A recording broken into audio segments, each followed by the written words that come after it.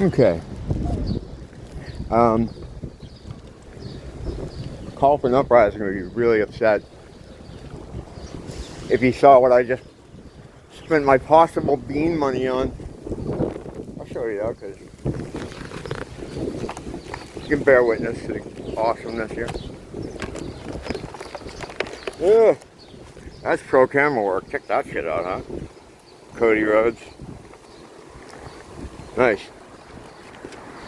Do you know how many, I like this camera work. It's good, huh? Take you for a little ride. How many cans of beans I could have for that? How many cases of beans I could have had for, how much was he? Oh Jesus, I'm not even gonna say. I'm not even gonna say. That would be embarrassing. Just thinking of it though, I actually do have cases of beans in my closet. Yeah, I'll put it in right here. I'll show you right here. There you go. Peter Gabriel. 4 different horses. Or horses, 4 different ones. Or maybe I'm confusing that with Pink Floyd. Anyway, the new Peter Gabriel single release. This is the 5th one. And from the very first one, I said I wasn't going to do this. And here we are, 5 months in.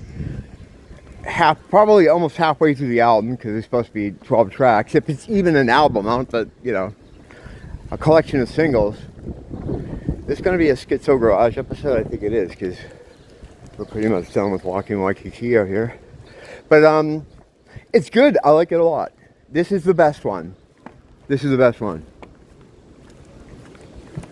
I think I said this is the best one. No, I didn't. I said this is the best one for the first one. Only in hindsight. That was Panopticon.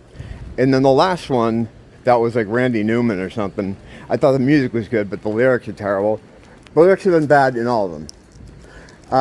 The lyrics for this aren't that bad, but to be honest, I don't think I know what they. I don't think I read them.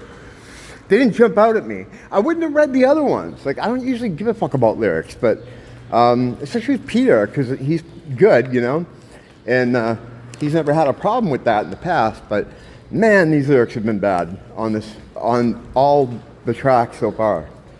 But these didn't jump out at me in any way, so I guess they're good. They didn't jump out at me as awful as the other ones. And the music is good.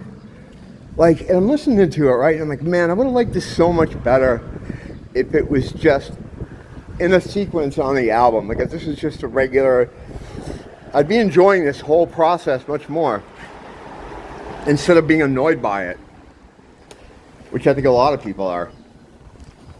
Now that I'm stopped, let's take another look at Cody Rhodes here. There he is. It's pretty cool. AEW. I think he's over in WWE now, I think. He's got an extra pair of pants. Got some belts there. Very nice, very nice. But yeah, I was just talking about Call for an Uprising channel. Not always, I shouldn't say that. He mentioned once, so I guess that's always. He mentioned that people that collect, like, figures and toys and stuff. Yeah, and I know it's retarded. I know. I do a lot of things that are kind of retarded, but I've been doing them my whole life, so why break with tradition?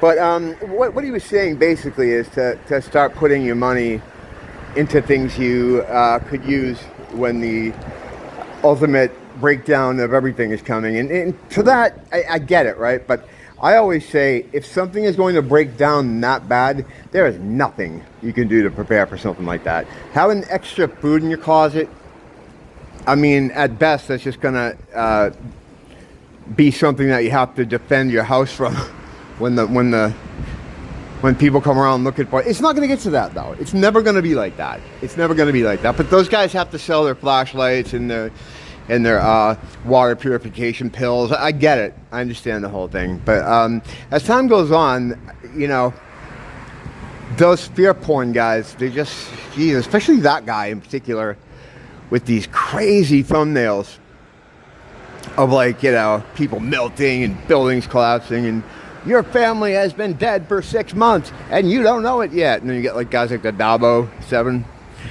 Is that guy doing a Alex Jones impersonation? Because I feel like he's just trolling everybody with that voice. It sounds like a guy doing Alex. How do I get on these guys? Who gives a shit about these people? This is about Peter Gabriel. And I gotta get this done so he won't keep jumping up in the videos reminding me. Yeah, it's good. I like this one. Again, the whole process to me is just frustrating. It's like, I much rather would have had an album, and I don't think I'm alone there. I think a lot of people would too. Would rather have the album. That's just one thing, right? I mean, but this process he's going through, and I feel like I'm just repeating myself, because I am with this Peter Gabriel thing. It would be okay to do this if he released music regularly. But he doesn't. This is like the first album in like 20-something years. And I remember before it came out this time last year, he was saying it was going to come out in the early part of whatever. He gave some month. And then as it got closer to the month or the time, he decided to let us know about this thing. Like, yeah, and I know you've been waiting 20 years. So we're going to drag this out as long as possible. And then there's the confusion of the two tracks. Like, which one is the official one? The bright side or the dark side? This one is the bright side mix. And I think I'm pretty 50-50 with the two mixes, I think, so far. Or 30-20, whatever it is. I'm almost split down the middle. Like, I like a couple of the dark side ones. I like a couple of the light side ones. Of course, this one we haven't heard the dark side one yet. But I like it. And I think if I had heard these 5 songs have been released so far in a sequence on an album, I'd be much more forgiving to it. In fact, the lyrics wouldn't be a problem either, because I'd be listening to it and just having it going and, like, you know, moving through the material and not being so concerned about, my ears would have been grabbing it. But when he's doing one at a time, it invites a level of observation that you normally probably wouldn't give it. And if he was releasing Peter Gabriel 3 like this, yeah, great. But this ain't fucking Peter Gabriel 3. This ain't even up. This ain't even up. And I could kind of determine that already, because we're halfway through it, right? I mean, this is track 5. You know, we're halfway through it. But then again, I mean, I saying halfway through it, but we don't. I saying halfway through it, but we don't know what order these are even in. Is this the track? He doesn't say any of this stuff. Like I've said in every review for this thing so far, he's an indecisive guy, famously indecisive, and he's passing the burden of this project onto the consumer, onto the listener. He's passing the burden of putting this album together onto us. It's really strange. It's really, but you know, he's the last guy still doing stuff from Genesis. You know, I mean, Mike's still out there with Mike and the Mechanics, and I mentioned last time that he's doing some Genesis songs now in his set. So I wonder what they're going to be. I mean, I'm sure it's Mike and the Mechanics. He's not going to pull out Supper's Ready or anything. That would be awesome, though. Wouldn't that? It would be kind of funny if he just pulls out all the Return of Giant Hogweed. all these kind of weird left of center tracks, Blood on the Rooftops. I mean, it'll be like, I don't know. You know what it's going to be. He'll probably do a medley, or if he does tracks, it'll be, you know, Invisible Touch, or, you know, the real mainstream stuff. Well, he's got 2 singers. It depends on who can do what. The black guy is good. The other guy's just kind of generic, I think. I forget their names. But is it Roachford? Is it Nick Roachford? Or am I confusing that with doing it for my daughter, Nick Roachford? I don't know. Anyway, Peter's really the last guy doing stuff from that crew. So, of course, if you're a fan of Genesis, you're going to be interested in what he's doing.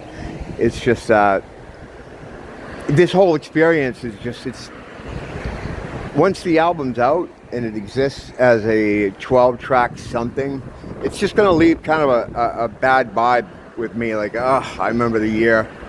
I remember the year he did that to us. But I'm kind of interested to see how this is going to wrap up. At the end of the 12 months, when we have the two versions of whatever the last track he's releasing is, although he said he might keep going, whatever that means.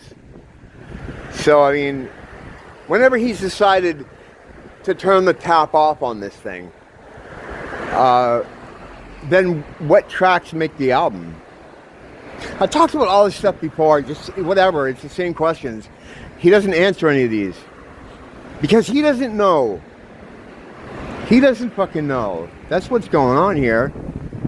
I think, like, you know, why did you even say you're going to do an album? Like, he should have just not even talked about it. Like, right when Up came out, he starts talking about how he's going to put out the next one right away. And it's called IO. Gives us a title and everything. Competently.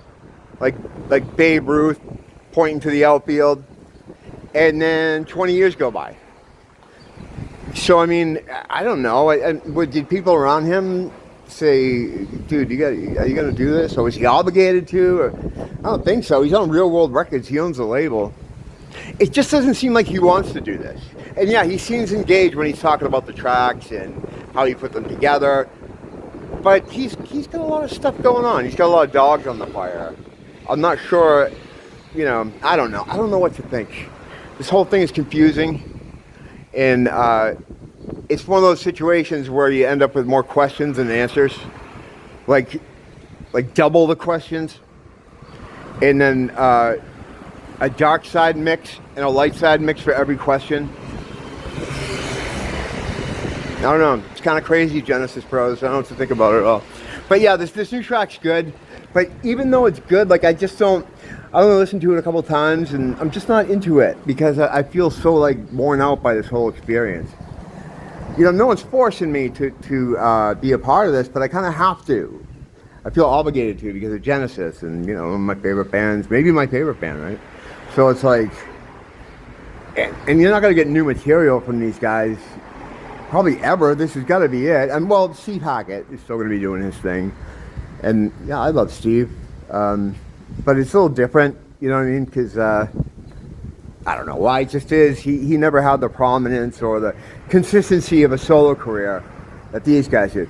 On guitar, he may have, you know, but, I don't know. I never got super into his solo stuff, mainly because I just don't, instrumental albums just kind of don't do it for me. I'm a singer, and I like to hear melodies and vocals. And yeah, he's had that stuff, but he's had guest singers.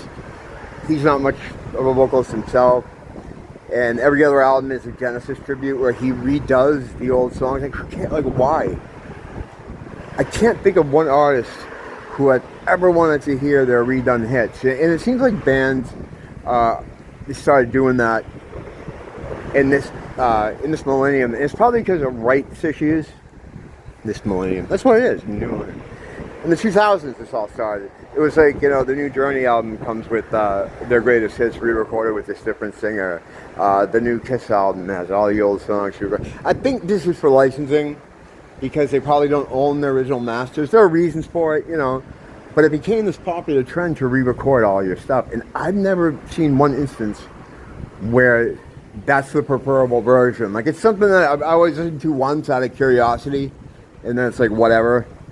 And that's it. So it's like, I don't care about the redone Genesis songs. You know, whatever. I have the original ones. They're not going to top it. So yeah, he's still doing stuff, but, you know, it's not the same. He's not one of the main power players throughout the whole thing. Well, I guess you could argue Peter was in it less than Steve, but he's a much more prominent dude. He wrote a lot of the shit, and he's, you know, Peter Gabriel. So I don't know. I guess I'm here. I mean, we're halfway through the channel. We're halfway across the channel from swimming. You know, might as well go the whole way. We're already halfway across. But as one of my friends used to say, my friend Steve would say, "What are you swimming to, though?" You know. Don't blame the teacher. Blame the school.